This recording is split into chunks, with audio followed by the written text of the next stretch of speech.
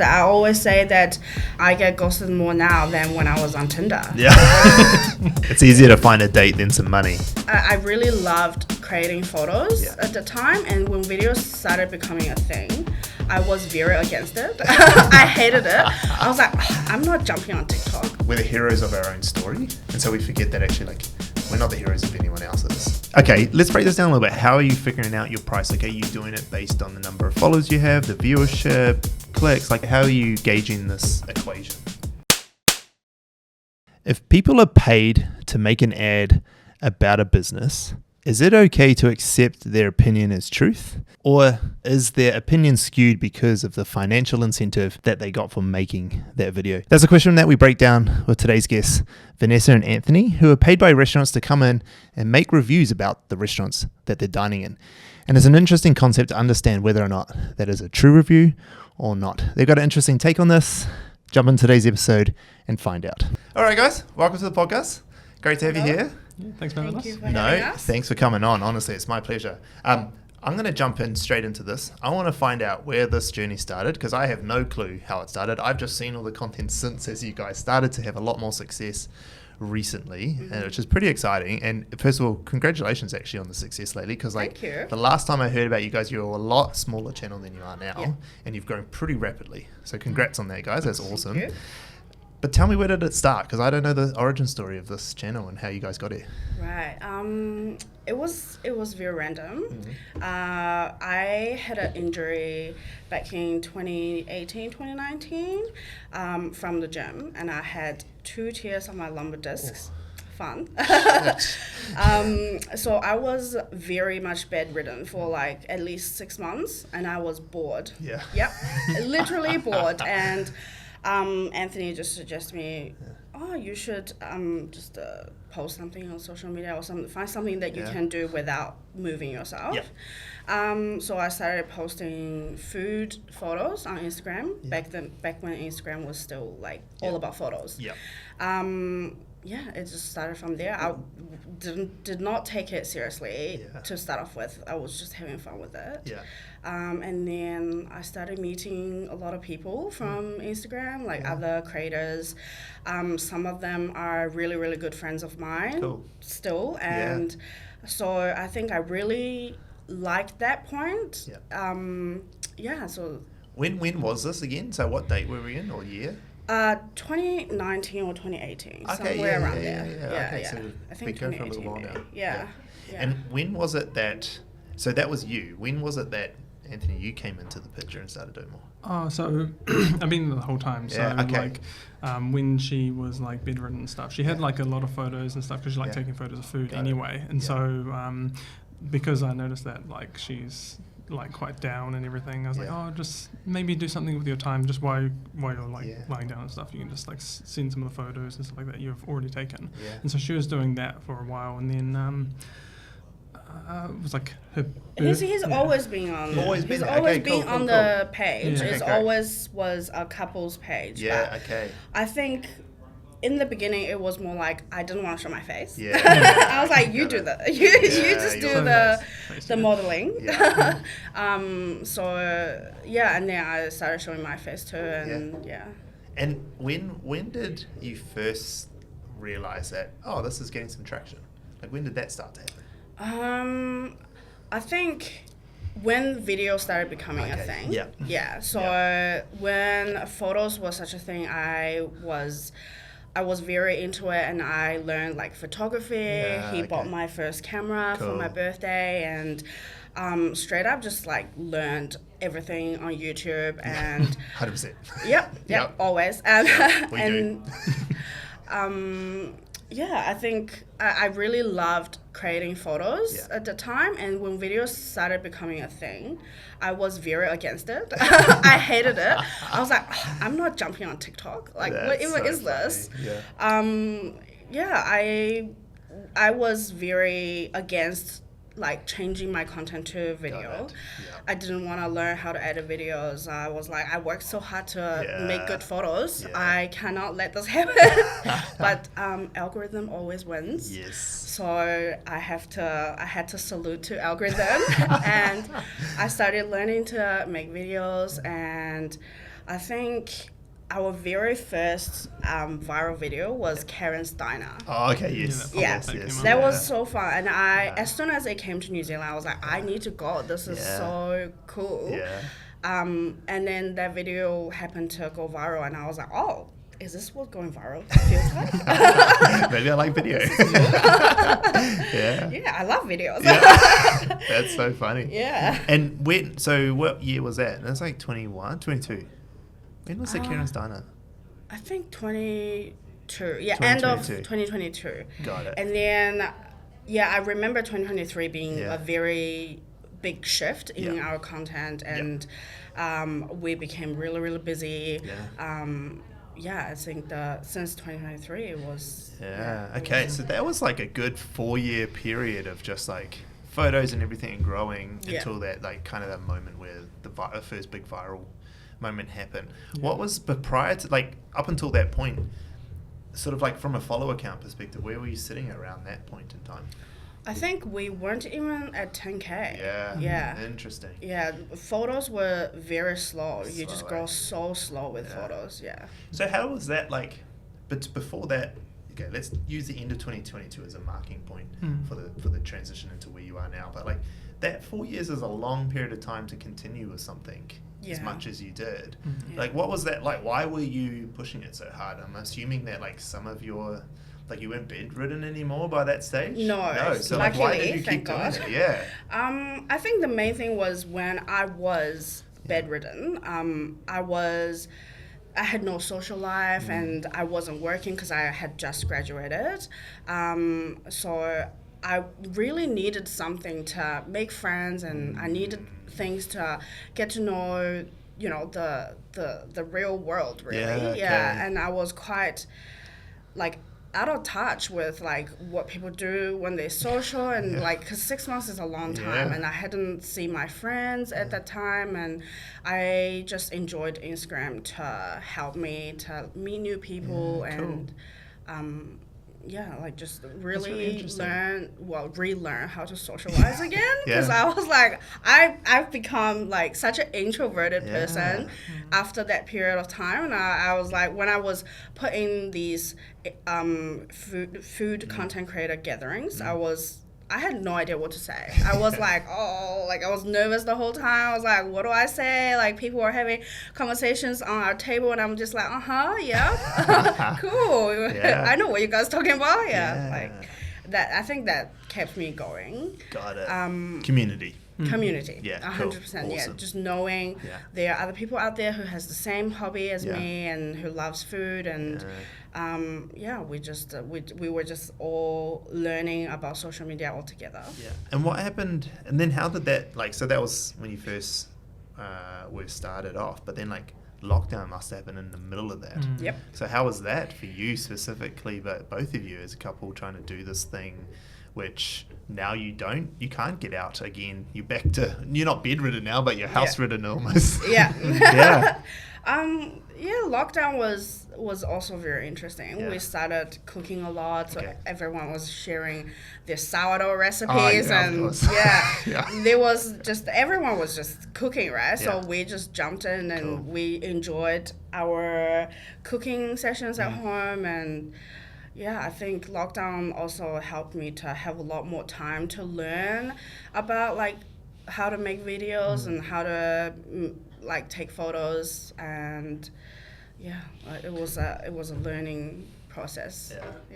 So for that time that you're doing that 4 years, you hadn't really like got any sort of virality, and like where a lot of people at the viral moments is where people start to go, they get a lot of attention and people do stuff. So there's like opportunities that sort of come from it. But over that 4 year period, you're saying that community was a big part for you. That without that community, a lot of other parts of your life would have suffered as well.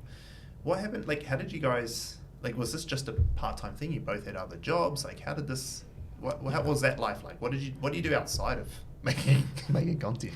I was working full time in marketing, because that's what I did. Cool, so marketing background. Great. I did marketing for this startup company. So that was my main thing, especially during lockdown. and then he was working from home. Working from home, so And so you work from home as well, and you still work from home. Like you had a work from home job. No, so it was a shift, time. over that period to work from home because like no one can go in the office obviously because with COVID and everything. What what industry do you come from? Like, what's your background? So my main job's in aviation. Okay. Maintenance. So okay. So a completely different field. Completely different, And how do you feel about this world that you kind of like you should told Vanessa to get into and be thrust straight into it from the beginning? Like, what was that like for you? I feel like I've been quite supportive of the whole thing. And like she's happy when she's doing it. She loves like what she does, and so that makes me happy too. Would not have done it without him. Right? Yeah, he's the most supportive person I know, and would not have done it without him. That's so good, and it's so nice to like. I think it's one of those things like building content, building business, whatever, that like if you don't have that support structure around you, you've now got your partner but also community. Like it makes it real hard, right? It makes it super hard to do. And I've seen lots of people who have tried to build both business and or content creation as a creator who have suffered because they had no one around them to do it. It's a pretty lonely place otherwise. A lot of the creators we talk to always suffer with like, I've got no one in my world, I can barely leave. Like some of the biggest creators we've interviewed have talked about not being able to leave their home because of like how intense it is for them when they leave home, and they're like sort of everyone wanting to know their business, which is like quite tough because they don't really have that sort of support structure around them. They do, but not enough of it. That's probably what I'm talking about. Okay, fast forward into 2022, you had a video go viral, and like tell me about like 2023. Tell me about like what changed for you guys in 2023 around what you did, or did anything change? Everything changed. We were very, very busy with just creating more and more content, like just trying to since my algorithm changed and I was just trying to keep this trend going for my algorithm, just keep trying to create more viral videos. So we just we became very busy. When you say you became really busy, like what does that mean? Like because like think about it from people watching from the outside. It's like, hey, you're like going out and eating at restaurants and making videos about it. Like how busy can it be? We all got to eat. Like, you know what I mean? So like for you, like what does busy mean? It's more like whatever that is happening in Auckland or even like in other cities in New Zealand, we are going.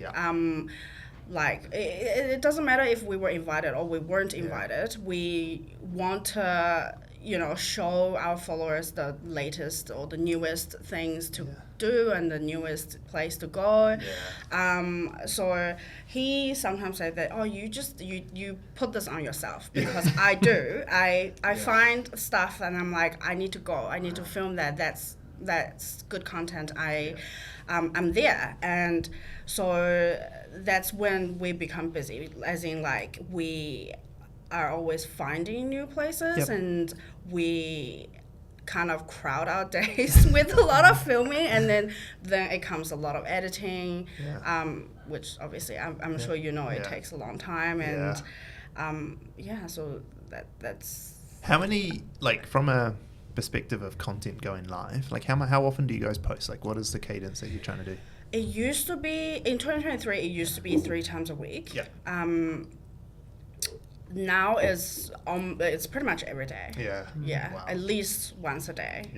A video every day. A video every day, and I think in December it was twice a day, every single day. So like 14 videos a week. I was dying. I had no idea what I was doing every day. I was just like editing, filming. Love it. Does that coincide with the sort of like bump in followers and stuff that you've had recently? Did the bump up in followers start happening prior to that and that accelerated it, or was there your additional content you're putting out there, increase in volume, did they have a significant impact in followers and viewership? I think pretty much every time when we have something go viral, I can see the increase in following, and like I think the the volume also helps with the following. Were you getting more viral videos because you're doing more volume? I definitely think the consistency helps. Yeah. When I'm not consistent, I can see a shift in the algorithm. So I am assuming it's the consistency that's helping. I mean, I see it a lot too. Like people who are very consistent and post regularly and have a volume approach, as they get better and better at making their content as well, you do see the sharp rise in followership that comes from it as well. You know, like we've had Louis Davis on here before, and you know he's like he's a machine. Like he pumps out minimum four videos a day every single day. And you know, like I mean, this is his full-time gig as well. And his wife does similar levels.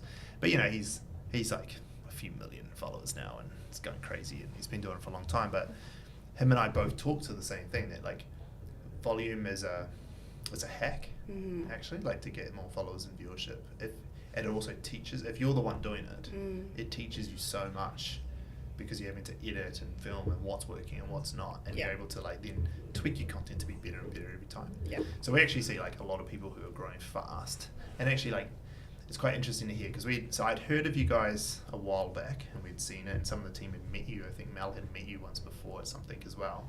And so we knew where you were, and then like when Mel said you're coming on, she's like, look where they are now, like where you guys are hit and like so it was quite a large increase, right? Over the last sort of year, I suppose, and a bit. And it's interesting to hear you say, you've doubled down on your quantity, because you usually see a little correlation there. Like, if you're good at making content, then the more you put out, the more people want to watch it. Like, it's as simple as that kind of thing. Tell me then, you had that change. You had more and more people follow you. I think what combined now, there's like 100-something thousand across both platforms, TikTok and Instagram. Instagram obviously being your biggest, right? Is that correct? From a career perspective, like a monetary perspective, like how's that looking now from the profile? Like, are you able to like earn some money using it, or is it still just a passion project? Like, where does it sit now from a business? Where it started was like we're going to places getting like $50 off the bill kind of thing. That's when she was still taking which photos. is awesome. Everyone we were so excited. Yeah. That was like our first like collab, and we literally dressed up, got suit on. on. I love we that. can pay $50 less. That's so good. I love that. I think now it's pretty much almost my full-time thing. Obviously he's still just helping out, and I actually became a freelance photographer for restaurants because hospital is what I know best. I worked in hospitals when I was in uni as well.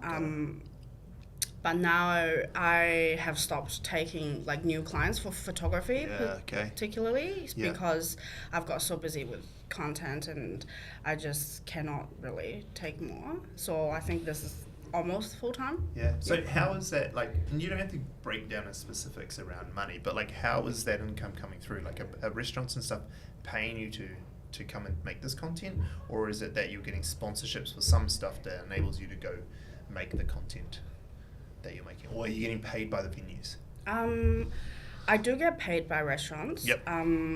We do also go to places where we just simply want to try. And I think being able to create viral content is enabling like brand deals with bigger corporates. Got it. And usually those are the main ones. Those are your main revenue sources. Pays better. Because restaurants, they are not able to pay a lot, and we don't really charge restaurants a lot. We just charge a small amount, and we hopefully we can get brand deals that pays better.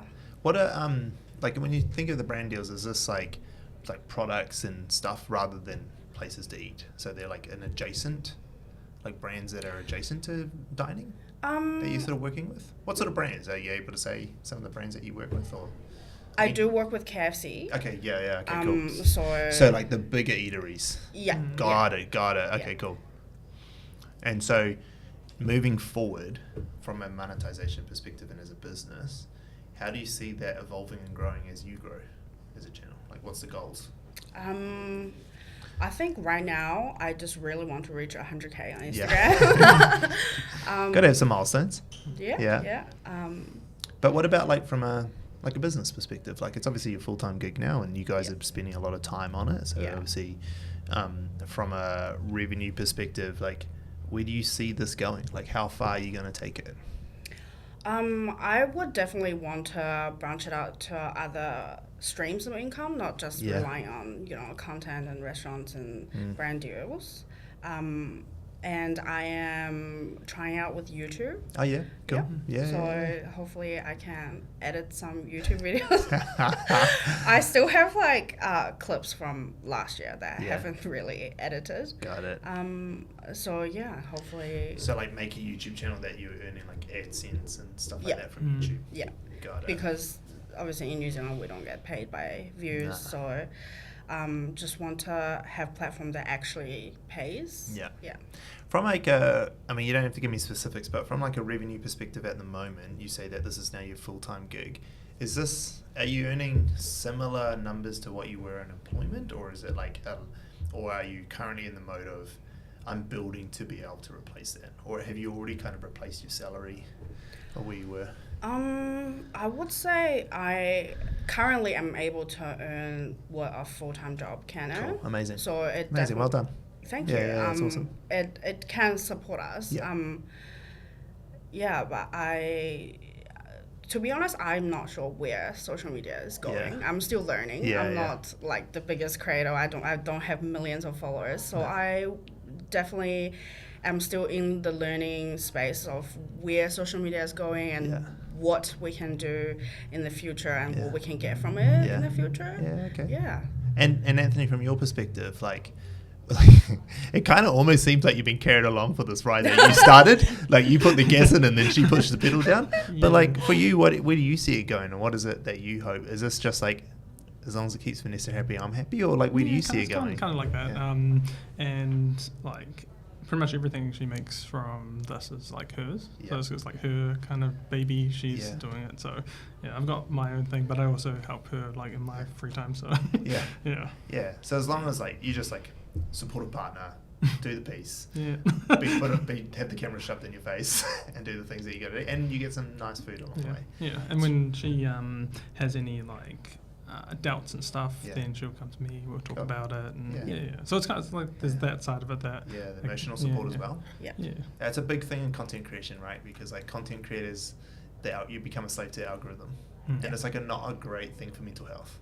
No. Like, hell no. It's really not saying, because all you are chasing numbers at this point. And why did this video not do the same as that video? Yeah. Is that saying that it's quite hard for you to cope with? Well, not necessarily cope with is maybe an extreme word, but is it quite a challenge for you? Yeah, I would say so. Yeah. And I think with the content creation space is like FOMO is a very big thing. For example, you'd see like this PR event happening, and then you'd be like, oh, why am I not invited? And then I'd have like situations where I was invited to, I was on the PR list of this brand, and now I wasn't, and I'm like, oh my god, what did I do? What's wrong with my algorithm? Interesting. So FOMO is a thing that I've learned throughout the last couple of years to, sort of adjust myself to know that it's not your content or your page in particular is like, it's just whatever the marketing direction they are taking. It could be just that you're just not your audience is just not the audience that they are trying to target. I think that's you know what's actually real interesting about that, as you say that to me, I'm thinking to myself, like, so many of these companies I know and work with, and we do a lot with them, and this might sound a bit annoying to anyone listening, but like, to be honest, I think it's just like the person doing it just is busy doing their job, and they're probably 24, and they didn't even the worst part is they probably didn't even realize that left you off. Like, I think that's something that, like, I've talked to other creators about it before, is that we forget that the people like talent managers in some of the like talent agencies, or like in the brand managers in big corporates and stuff, like they're in the mid to early 20s or late 20s, they're like new in their roles. It's not to say that like people at that age aren't good at their jobs, but they're still like getting experience and new, and there's lots going on, and they're overwhelmed. And sometimes they're just like being given 20 minutes to do a 4-hour job. Yeah. And they forget that, like, they just forget stuff. Yeah. Well, they don't know it. Like, our team does it all the time, like, where they just, like, make mistakes because they're just not used to doing it. They haven't got the experience to do it. But, like, what we forget is the ramifications of how the people feel that are on the other side of that equation. Like, you saying, why did I get left off this PR? And this person's like, oh, like, yeah, you can come on. I just forgot. But you want it, you know? Like, but we think, like, because we're the heroes of our own story. And so we forget that actually, like, we're not the heroes of anyone else's. People don't give a fuck. Like, they don't care. Like, people don't care about us. They don't. They only care about themselves at the time. And so that's an interesting thing to think about when you turn it around like that, where you can go, they forgot me by accident. It wasn't them doing it on purpose and whatever. So like more often than not, you just like pick up the phone, call them, but like, hey, was I left off this for any particular reason? And you know what the best thing about that is that like most Kiwis hate confrontation. So they'll just be like, oh, I'm so sorry, I'll put you on right now. You know what I mean? Accountability. Yeah. People just like hate confrontation. New Zealanders are real, they like to stay away from confrontation. So like being able to just like pick up the phone or send an email and just be like, oh, hey guys, it seems like you missed me off this list. Like, what time should I be turning up? That's a good that's a good way to do it. Confidence goes a long way. Yeah. Confidence goes a long way, you know. Like, it's not probably something that you've done. No, I have not. No. I don't have the guts to do that. But that's a good way. That's a good way. No, but I mean, even so, like, it's probably nothing you've done personally to make them leave you off. Yeah. They've just forgotten, or they just missed it, or because there are so many influencers. Yeah, and they have so much to do every day as well. Yeah. Exactly right. Yeah, I've actually had a brand tell me that, oh my God, I can't believe that you weren't invited to this. Do you want to come? And I'm like, okay, cool. And then I was there. So yeah. They're probably people just forgetting. So actually, my advice would be, if you ever find yourself not included in something, just like find the people and call them or send them an email and be like, oh, you must have forgot me. It's quite brazen, but actually, you know what? I guarantee, like, they'll go, yeah, sure, fine. Unless, of course, they've got a quota that they had to fill, and there's some specific things that, of course, there's going to be those instances. Yeah. But it's like it's the squeaky wheel saying, the squeaky wheel gets the oil kind of thing. So like the more often you say, the more often they'll come, as long as you're good about it and you're not a dick. Yeah. As long as you're like, oh, just checking if I can come to this thing. Yeah. I realize that if you want something in life and you don't ask for it, then you're probably not going to get it. You know what I mean? Like, don't wait for people to come. Yeah. Ask you. Just go after it. Okay. There's Stan's little philosophical chat for the episode. Good tip. That is a good tip. Trust me, you'll get so much more. Tell me how you do go about getting brand deals. Is it all agency? Is it all talent management that helps you with it? Are you doing a lot of it yourself? Like, how is this income growing? I'm doing everything. Cool. I'm doing everything by myself. Do you guys have an agent? No. It's just you. Okay, cool. Amazing. Love it. Yeah. All the negotiation, all the admin. How do you know you're getting paid enough? Like, how did you figure that out? I don't. Okay. I really don't. That's why we're here. So. Okay, cool. Yeah, we're here to get advice. Okay, let's do it. Let's break it down. How did you figure that out? I think talking to some other creators and then my main thing is just trying to gauge the demand, especially with small businesses. I think with bigger brand deals, it's easier to kind of know like how much to charge because you can judge like their marketing budget and like you can look at their past campaigns and who they worked with. But with smaller businesses, I'm pretty much just judging by demand or just however much the business can even afford for me to help them. How many no's you get? How many, or ghosts. How many times I get ghosted? I always say that I get ghosted more now than when I was on Tinder. Yeah. That's the best. I don't even remember. I don't actually remember how many people ghost me every day. It's easier to find a date than some money. Okay, let's break this down a little bit. How are you figuring out your price? Like, are you doing it based on the number of followers you have, the viewership, clicks? Like, how are you gauging this equation? Where does it come from? Yeah, pretty much just as I said, like how many times I get ghosted, how many times people are like, oh, and so you're that's just too pulling a high. number out. You're just going, it's $1,000, and then just seeing what happens. Like, where does the calculation come to making that number in the first place? It's more for the business. So for the small business, it's a little bit lower. Yeah. Because they can't afford that. Yeah. But like, I'm going to keep pressing because I know, because like you guys said you wanted some help. So this is like, I just want to, I don't need to know exact numbers, but I kind of want to understand your thinking around it, right? Like you say, a little bit lower for the small business, but a little bit lower could be like, for one business could be from 10 grand down to 5 grand. For another business, it could be from 1,000 down to 500. And for another business, it could be down from $1 million down to $500,000. You know, so like when you think about it, when you're going, okay, so I'm like, Oso in the corner here, right? Oso wants to do a deal for your small business, only been open again for like another last 8 months or something. How would you start to price that? They want to make one video with you. How do you start to price that? What's the process? That's a good question. I did talk to other creators that's in a similar space as me, and I sort of judged by their rate in the end, and I do ask people like business owners, like, oh, do you think this is too much, or do you think do you think this is worth it? And we do get a lot of feedbacks from businesses where how much money they have made after we posted about them. So then that helps me to gauge how much it is worth it for business to pay this, because this is an expense for them. We've even had business that tell us that they had like 10 grand increase in revenue in 1 week. Amazing. So, do you ever ask the business how much their budget is? I do. And what's the common responses that you get from them?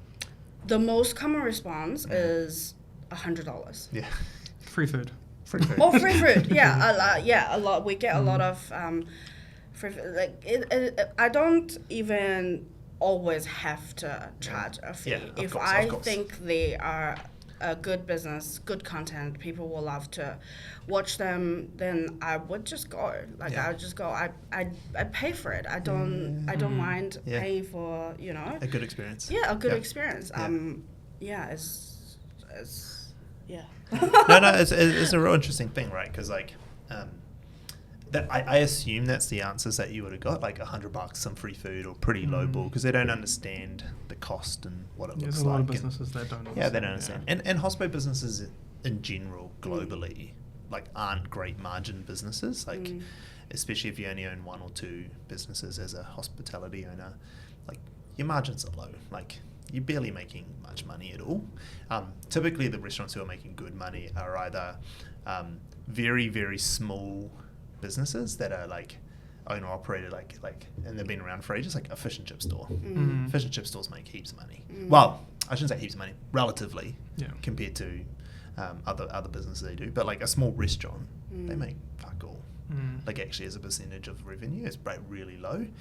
And so I would assume that they just don't have the money, but 2, also the understanding of what it is. A lot of like hospo owners, because that's my background, right? Like I spent 12, 13 years running hotels and restaurants and bars and everything, and like one of the reasons I was quite successful is because I understood that marketing was important when so many people didn't in the hospo world. They just thought, no, but my doors are open. Like we're on the street, like people can obviously see that we're here. And that was like the response that they would have. And I was like, well, of course that's not enough. Like, you fucking idiot. Like, of course. But of course it was like so hard to get, like, to spend money. And actually the owners of the hotels and the restaurants that I ran, they were it was like pulling teeth trying to get money out of them to put into marketing. They were just like, why would we do that? Like, put up a new offer, do a deal. I'm like, yeah, but then how do I put the deal out? Like, who's going to listen to my deal if I've got a deal, because there isn't any? So I assume that that's probably the thing that you're getting to. The way I look at it is I would, actually, before I say the way I look at it, how do you feel about the idea that if you're getting paid for a review or you're getting the free food, that you can be honest? Like, do you feel like you can be honest when a restaurant's saying to you, here's $500 to make this video for our restaurant? How honest can you be in your mind about making a review or your experience? I think right now where we are, restaurant owners do respect our advice. Like they always ask us, what to improve, like is there anything wrong, and we do always make sure to give feedback. Cool. If there is anything that is not good, we do give feedback. And I think food is very subjective, obviously, and if a restaurant, for example, if their fish and chips is not good, they could be making good coffee, they could have good hot chocolate, and there's always something good that could bring some people in, and there's always something that someone is going to find not good about the best place even. So I think it's important to be honest about what's good and what helps the business, and obviously, if something is not good, we will tell them. Yeah. And do you tell that in your content as well, or do you just try to lean into the parts that are good still? Like, do you only sort of review the good bits and sort of only give the feedback to the owner? Or? I do mention the not so good parts here and there. Most of the places we've been are actually quite good. I think we also had paid stuff that we've done before where we're like, nah, we're not posting this. If it gets really bad, we're like, nah, this is not okay, and we won't post this. We actually had multiple places that we were like, sorry, like I don't want your money, I can't post this. This is not okay to put on my page. Okay, gotcha.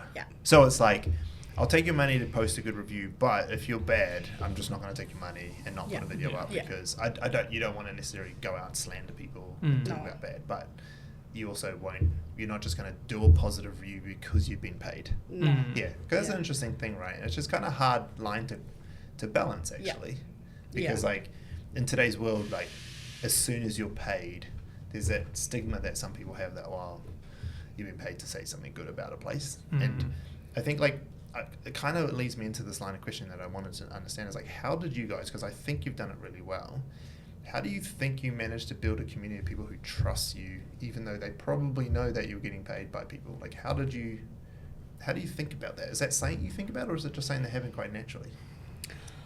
It's a bit natural, but then so there's a lot of flack that comes from if you post something that's bad about some places.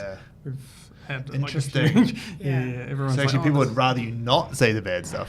I think it's people a half thing. Some people are protective of their favorite places, even though like it's really weird because like everybody knows food is subjective and people have different tastes. But when I say somewhere is not good, people actually come for me and they actually go into our DMs. Like we had DMs where people are straight up just attacking us as a person because of food. That is so funny. I mean, not for you, but like to hear it, that's funny. That's crazy. Yeah, like I think we actually just share our genuine feelings about the food, what we actually enjoyed, what we didn't enjoy, and I think people can tell through content that if you are being honest or not. But we do know that the hospital industry can be very much a struggle. So I do tend to not really just go hard and like attack this place if I didn't enjoy. Even for like reviews that I posted that isn't so good, I still was very neutral about it. I was like, oh, we didn't really enjoy the food, but then the coffee was good, and so I think maybe it was a bad day. People still went hard on us.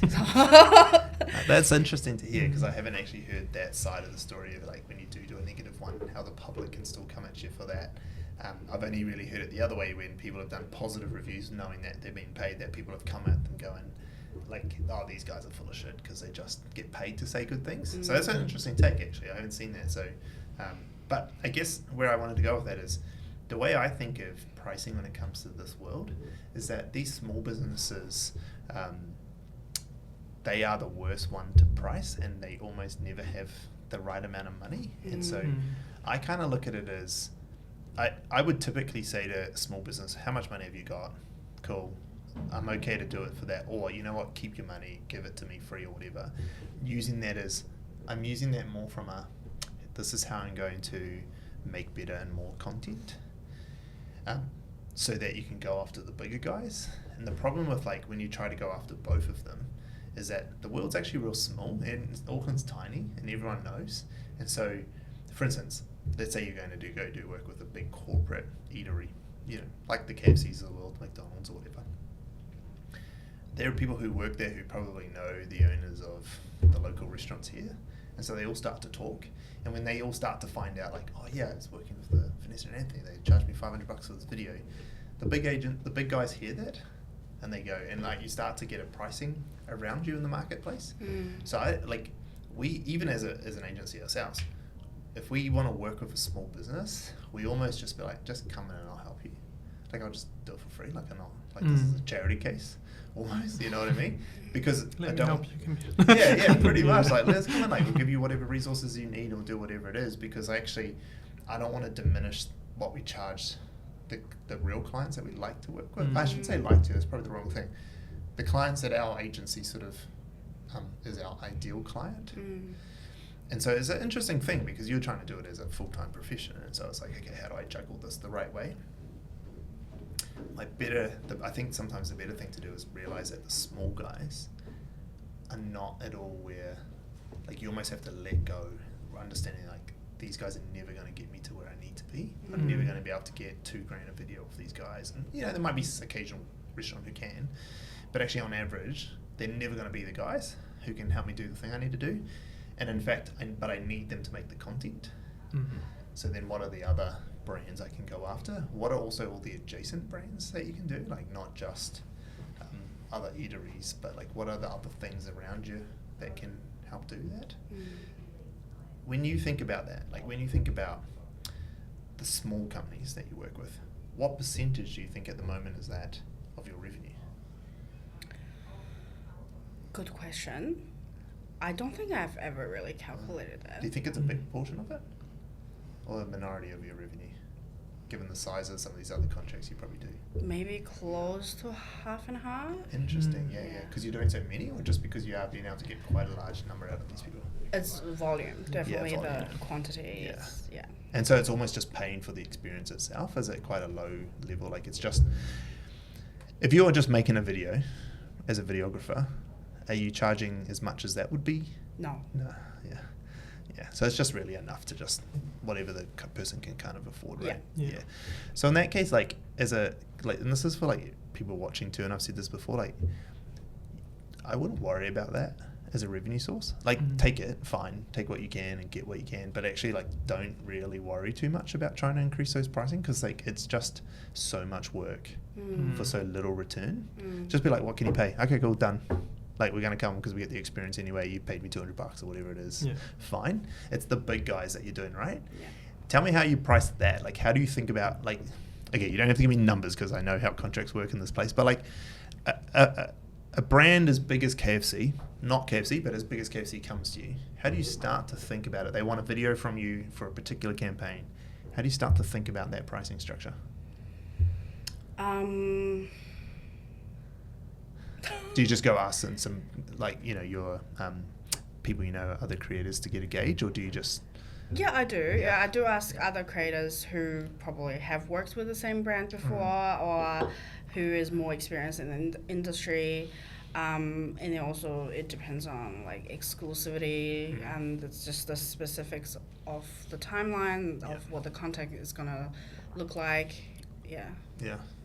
Do you charge for content production and like usage rights, and like how do you what are the different things you charge for? Yeah, content creation, usage rights, and exclusivity. Yeah. And do you charge different things if it's on their content on their socials or on yours, or do you only make stuff for your socials that is tagged in? Usually it's only stuff that we post on ours. Yeah. So how do you get to that number? Like a lot of guessing. And again, like based on no's and sales and confidence. And sometimes it's an agency that reach out to me, and I'd be like, hey, like what do you think they are expecting? And I would talk to the agency and be like, give me like a guide. You know why that's a real bad piece of advice? Because agencies get given a budget to spend, and whatever we don't spend is ours. Oh. No. Not all agencies work quite like that, but it's kind of how it is, right? Like, Yeah. like a client will come to me, it's like, we've got $100,000, we need to do this influencer campaign. I'm like, cool. What do we need to do? What's the strategy? Cool, what's the strategy? Okay, we need 20 people. Individually negotiate with each of them, pay it out. We get it paid based on essentially what's left. Mm-hmm. Like that we don't have another fee. Our fee comes out of that 100K. So if we're able to get all the people that they want and deliver all the things, then from the client's perspective, they don't care if we only spend 40K of that retainer or that budget, right? I mean, that's not how it actually works. It's not that crazy difference. It's usually about 10 to 20% is what's left over for the agency. Yeah. But of course, like if we don't do a lot of that work, that's not really what we do. We're not really influencer, but sometimes we'll get those campaigns. But that's kind of how it works. It's kind of like, I've got this campaign, and they're trying to split it up amongst, they're trying to spend it the right way for what's right for the client. They are definitely got to do what's right for the client because they won't stay in business otherwise. Yeah. But obviously from the creator's perspective, they're like, oh, I'll tell you exactly what I want to give you. Yeah. You know, if that makes Lowball sense. you. Yeah. Yeah. Well, I guess that's just the downside of being an independent creator without a talent manager that represents me. Yeah. It is a hard one to do though, because like at which point do you do it? Because are they really going to make you that much more? Because they're going to start taking 20% of your talent fee and stuff. Is it really it? Yeah. I actually think like some of the biggest and best creators I know have always done it themselves. But to just because I can see me when I ask you these questions, you're like, I don't really know how I'm going to do it, or I just do it. Like, I think there are some strategies that are interesting to look at when it comes to pricing. I think that there's not one way's right, and they're different for every instance, but typically you'd look at if it's going to be posted on your stuff, like what is your average viewership, because people might potentially pay a CPM, like a cost per 1,000 views, right? So you look at on average we get 100,000 views, and so therefore maybe they're willing to pay $20 or $30 CPM, so you might get $2,000. If you're getting 100,000 views, that's 20 times 100, right? So you might get like $2,000 for the video. Let's say that was the thing. So you're charging based on a cost per 1,000 views. That's one way to look at it. Other people might, like in our newsletter that we have, which is similar, it's like people pay us to advertise in the newsletter. We pay it on cost per click. So we'll say, okay, it's like $100 a click or something like that. Maybe, who knows what the number is. Guarantee you 250 clicks. So therefore, it might be 25K. And it's our job just to keep running your ads until we get you 250 clicks, if that makes sense. Yeah. So you could pay it on like a cost per click, which you can manage through your link in bio or whatever it might be. There are ways to do that. Typically with cost per click, you're charging a lot because that's like a pretty good thing. Like you think about how many people actually go to your link in bio and click through to stuff. Like it's quite a hard thing to do, so you're usually charging quite a bit. There's obviously the affiliate style one where like you're getting a code and you're getting a percentage of revenue from that. Those ones I would do it if I back ourselves to really get our audience into selling something, because if you can get 1,000 people over to buy something, then definitely take a percentage of sales, because it's massive. Or some people just do it purely based on the size of my following. Like they're like, look, my following is this big, you can speak to this audience and I get this percentage engagement rate. And so they'll do it like some people might do like a fee per subscriber, like it might be like 10 cents a subscriber or something like that, different random numbers. My best like thought process around that is to take what have you done in the past and start to look at it as one of those calculations, like how, if I was to do this thing with KFC again, what did I get as a CPM last time? How many views did we get? What would it have been if I take that fee and divide it by the viewership? And that starts to give you some numbers that you can work with. And then start to ask some of your friends as well, like, where are you guys working in on this and how are you guys figuring it out? That is just for the content production piece. That's just to work out that. Yeah. And then typically there's like the usage rates. There's a bunch of different ways to do it. It can be a percentage of the spend that they're going to spend on your content. Like if they're going to put $10,000 promoting this video, you might take 20% of that fee, kind of thing. That's one way they can do it. The other way they can do it is a tiered system where it's like, if you spend between $0 and $5,000 on our video, then I want a 50% of my content fee added on top. So I get an additional 50%. If you spend 5 to 10K, I want 100% added on top as usage, right? And so there's different ways that you can do it on that. And so by having these sort of formulas, which you can find all online, it's all online. ChatGPT will tell you. It'll figure it out. The reason why that's a better way to do it is you start understanding, like, what does my audience do? And my audience really good at clicking through. Like, you're talking about restaurants saying I can get 10K worth of extra business this week. That's massive for a restaurant. Restaurants in Auckland, that's huge. Yeah. So if you start to understand, actually, when we go somewhere, we get a big influx of people coming to go with us. You could do it on like guys, if you go in and say you came from here, I get a percentage of every sale, or they pay you performance based. So if you're real confident in that, how do we do this, right? How do we go through and get that way? So you typically want to find out all the different ways to charge and then do it what's best on your audience. Yeah. So like for us in our newsletter, you can do a CPM, but actually we're way better at doing a cost per click because our audience is very good with us, and if we tell them this is something we believe in, they'll go for it, and we only then partner with people we actually believe in. Does that make sense? Yeah. So it's not like a hard and fast rule, but it is interesting to talk about, and I think that a lot of creators don't talk about the money side of things enough. Yeah. And so then they don't actually know if they're earning enough. Yeah. But also, I think more importantly, it takes the anxiety away of the charging, because otherwise you're constantly going, am I leaving money on the table or whatever, and then it takes away from your desire and your confidence in making content. Yeah. I think that's actually the bigger cost to you. Yeah. Than it is, are we making enough money? My biggest advice is just just keep growing your channel. The bigger you get, the numbers that get thrown at you are just huge. Have you got plans? What's the plans? We're about to wrap up because I realise that it's already 55 past 2 and this has gone pretty fast, and I've just yapped on for the last 15 minutes about money. What's the goals? What do you hope to achieve with this over the next 1, 2, 3 years, 5 years? I don't know. I mean, like, first I want to get to 100K. Yeah. And grow YouTube. Yeah. Hopefully build something that can be another stream of income. Yeah, that's what I'm thinking at the moment. Have you got any ideas around that other stream of income outside of YouTube? I have quite a few. Oh yeah. But you don't want to give them away. Nah, fair enough. I'm not sure. You don't need to talk about them, but you've got other things that are outside of content to make money on, or like using your brand to sell other things. Is that kind of what you're thinking? Yeah. Could be that. Yeah. Or just even build my own business. Okay. Yeah. Cool. Kind of do like a Albert Joe take his brand from Eat Lit Food and start opening restaurants? I don't know. I feel like it's very challenging, but yeah, I don't know. It's a very challenging stuff. Yeah.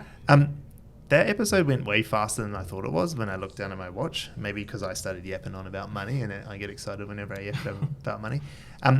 Tell me, because my wife always wants me to take her out for dinner. Where should I go? Where's the place? Where's the place I should go right now? We get asked this all the time. Yeah, like, what's the best this place? Is the not the best place. To No, the place I need to take my wife to impress her. Not the best place, because that's not always the same thing. I want to impress my wife.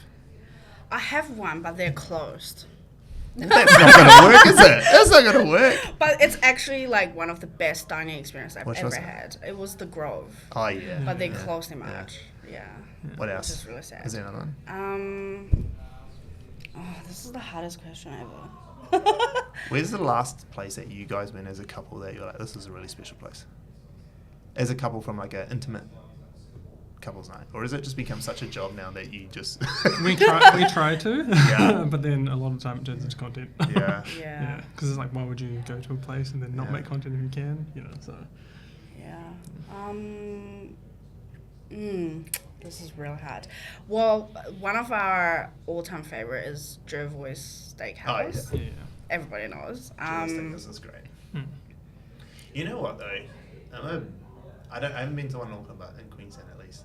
I'm a much bigger fan of Botswana. Is that a hot take, or is that just okay? I like Botswana. Yeah. I'm a much bigger fan of Botswana. Yeah. Than Jervois. I think like Jervois is like one of those. So I worked in hotels for a long time, and like you have these hotels that had their heyday, and then they just like they're trying to live off of that heyday for so long, but they're just like little things they miss. And I think that with Jervois, like it's just like little bits that they haven't quite hung on to that have like lost the shine. Whereas I feel like Botswana is more of a corporate these days anyway, with how big their company is now, with all the brands that they have. But like they just seem to have the little touches that hit home a little better. I don't know if the steak's any better. I think they're probably both fantastic. Yeah. Anyway, that's all I'll take. Sorry, Juvos. Hey guys, it's been awesome. I'm sorry that I harped on about money for so long, but I think it's a really interesting conversation. And I think if you guys ever want any chats about it, come in and have more conversations. Always happy to give you more information if it's a bit more specific off camera where you don't have to tell people the specifics and stuff. But more so than anything, just like congrats over the growth of the last little bit, because food content is not easy. It's fucking hard. Yeah. It's hard to make a mark for yourself. It's hard to grow at all because there's so much competition. Yeah. And at the beginning it costs lots. Yep. Because you've got to go out and just grind and pay. Like, that's what people don't realize. Like, you just got to go spend this money. Yep. And as you said, getting $50 off of your bill is amazing at the beginning. So congrats, well done. Thank you. Yeah. All right, thanks for coming on. Thanks for having us. This was fun. Yeah, cheers.